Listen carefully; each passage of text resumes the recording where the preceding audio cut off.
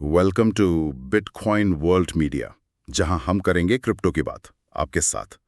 तो आज एक बड़ी खबर पे बात कर रहे हैं। भारत सरकार ने पुष्टि की है कि ब्लॉकचेन टेक्नोलॉजी का इस्तेमाल 3 खास एरिया में होगा। हाँ, 3 बड़े एरिया जमीन के रिकॉर्ड, सप्लाई चेन मैनेजमेंट और ऑनलाइन व्यापार। बिल्कुल। और ये सिर्फ कोई टेक्निकल अपडेट नहीं है ना, ये मतलब भारत के डिजिटल फ्यूचर के लिए एक बड़ा कदम लग रहा है। हाँ, ये वाकई एक अहम घोषणा है।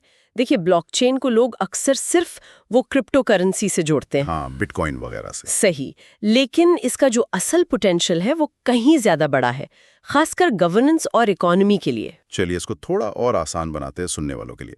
ये ब्लॉकचेन मतलब है क्या चीज? हाँ, तो ऐसे समझिए जैसे कोई डिजिटल बही खाता हो, एक ऐसा रजिस्टर जिसमें आपने कुछ लिख दिया तो बस वो पक्का हो गया। हाँ, उसे बदलना या मिटाना मतलब नेक्स्ट टू इम्पॉसिबल है, और सब कुछ सबके सामने बिल्कुल ट्रांसपेरेंट।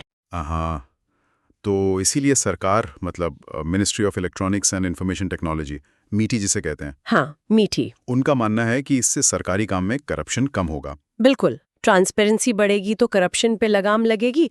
फिर सप्लाई चेन में जैसे आप ट्रैक कर सकते कि सामान कहाँ से चला, कहाँ गया। इससे मिलावट वगैरह रुकेगी। उम्मीद तो यही है, गड़बड़ी की गुंजाइश कम होगी और ऑनलाइन लेन देन में भी भरोसा बढ़ेगा। अच्छा, ये जमीन के रिकॉर्ड वाली बात थोड़ी और समझाइए। भारत में ये तो बहुत बड़ा मसला है, धोखाधड़ी, झगड़े। बिल्कुल, यहाँ ब्लॉकचेन का सबसे बड़ा फायदा है इसकी इम्यूटेबिलिटी। इम्यूटेबिलिटी मतलब एक बार रिकॉर्ड दर्ज हो गया तो उसे बदला नहीं जा सकता, फिक्स हो गया। इससे क्या होगा कि जमीन के मालिकाना हक के रिकॉर्ड एकदम पक्के और ट्रांसपेरेंट बन जाएंगे। तो झगड़े कम होंगे। हाँ, उम्मीद तो यही है। धोखाधड़ी कम होगी और जो पुराने विवाद हैं उन्हें सुलझाने में भी मदद मिल सकती है, क्योंकि रिकॉर्ड पर सवाल उठाना बहुत मुश्किल हो जाएगा।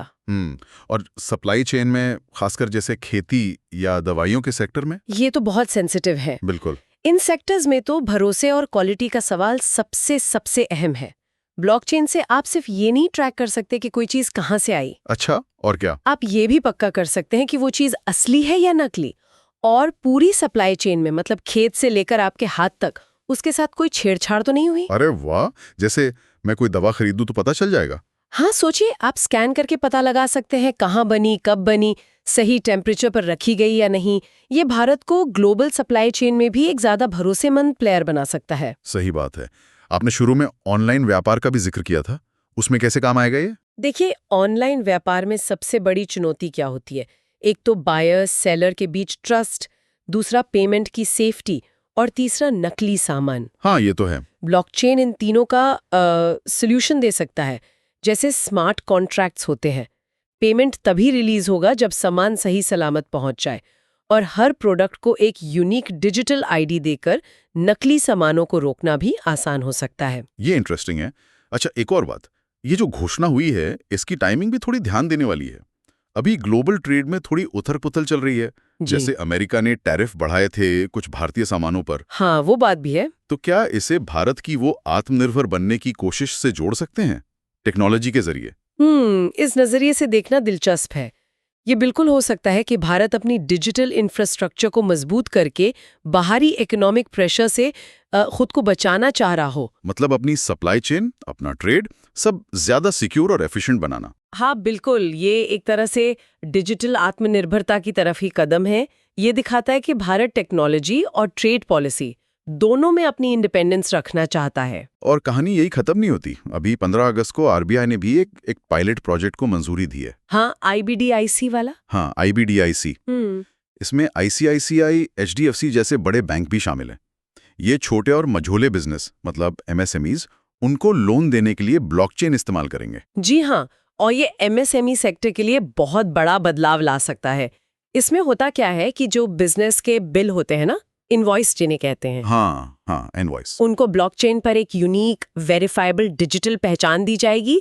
मतलब एक डिजिटल टोकन बन जाएगा उसका। अच्छा, तो इसका मतलब बैंक या जो भी लोन दे रहा है वो फौरन चेक कर लेगा कि बिल असली है या नहीं, लंबी कागजी कार्रवाई के बिना। बिल्कुल, जैसे ही ब्लॉकचेन पर वेरीफाई हुआ, लेंडर को कॉन्फिडेंस आ गया कि हाँ भाई, ये ट्रांजैक्शन जेन्युइन है। इससे लोन अप्रूवल प्रोसेस तेज हो जाएगा, पेपरवर्क कम होगा और फ्रॉड का रिस्क भी घटेगा। तो छोटे बिजनेस को पैसा जल्दी मिलेगा और शायद सस्ता भी। हाँ, बिल्कुल। जल्दी और उम्मीद है कि बेहतर शर्तों पर मिलेगा। ये उन छोटे व्यापारियों के लिए बहुत बड़ी राहत होगी जिन्हें अक्सर फाइनेंस की दिक्कत रहती है। हाँ, ये सिर्फ लोन मिलना आसान नहीं करेगा, बल्कि शायद छोटे व्यवसायों के लिए फाइनेंसिंग के नए रास्ते भी खोल सकता है, जो अब तक शायद ट्रेडिशनल बैंकिंग सिस्टम से बाहर थे। लेकिन हाँ, इसको जमीनी स्तर पर लागू करने में कुछ चुनौतियां भी होंगी, जैसे छोटे व्यापारियों को ये नई टेक्नोलॉजी समझाना, उन्हें इसके लिए तैयार करना। बात तो सही है। तो कुल मिलाकर देखें तो ये सारे कदम यही दिखाते हैं कि भारत ब्लॉकचेन को सिर्फ क्रिप्टो ट्रेडिंग से कहीं आगे देख रहा है, अपनी इकोनॉमी को मजबूत करने, गवर्नेंस सुधारने और बाहरी चुनौतियों से निपटने के लिए इस्तेमाल कर रहा है। सही कहा। ये ब्लॉकचेन के असली दुनिया में इस्तेमाल के बहुत महत्वपूर्ण उदाहरण है और इनका सीधा असर आम लोगों, किसानों, छोटे व्यापारियों की जिंदगी पर पड़ सकता है। चलिए अब एक सवाल लेते हैं जो शायद कई लोगों के मन में आ रहा होगा। क्वेश्चन: ब्लॉकचेन टेक्नोलॉजी छोटे व्यापारियों यानी एमएसएमईज को लोन मिलने में असल में कैसे मदद करती है? थोड़ा और साफ शब्दों में। आंसर देखिए, इसका सीधा सा जवाब है भरोसे और तेजी से। ब्लॉकचेन क्या करता है, वो उनके जो बिजनेस के बिल होते हैं ना, इनवॉइसेस, उनको तुरंत और सिक्योर तरीके से वेरीफाई करने का एक रास्ता देता है। अच्छा, तो जब लोन देने वाले को, मतलब बैंक को, ये पक्का हो जाता है कि भाई ये बिल असली है, इसके साथ कोई छेड़छाड़ नहीं हुई है, तो उनका रिस्क कम हो जाता है। हाँ, जाहिर है। और जब रिस्क कम होता है और वेरिफिकेशन तेज होता है, तो उसका मतलब है लोन जल्दी मिलना, कम कागजी कार्रवाई और हो सकता है कि इंटरेस्ट रेट भी कम लगे। तो इससे छोटे व्यापारियों के लिए बिजनेस चलाना आसान हो जाता है। बहुत अच्छे से समझाया आपने। तो आज हमने देखा कि कैसे ब्लॉकचेन जमीन के रिकॉर्ड से लेकर सप्लाई चेन और छोटे व्यापारों के लोन तक कितने अलग-अलग क्षेत्रों में बदलाव ला सकता है। अब सोचने वाली बात यह है, हमारे रोजमर्रा के जीवन में और कौन-कौन सी ऐसी चीजें हैं जिन्हें ये टेक्नोलॉजी भविष्य में बदल सकती है या शायद और बेहतर बना सकती है। इस पर सोचिएगा जरूर। डेली न्यूज की जानकारी के लिए हमारे चैनल को सब्सक्राइब कर लें।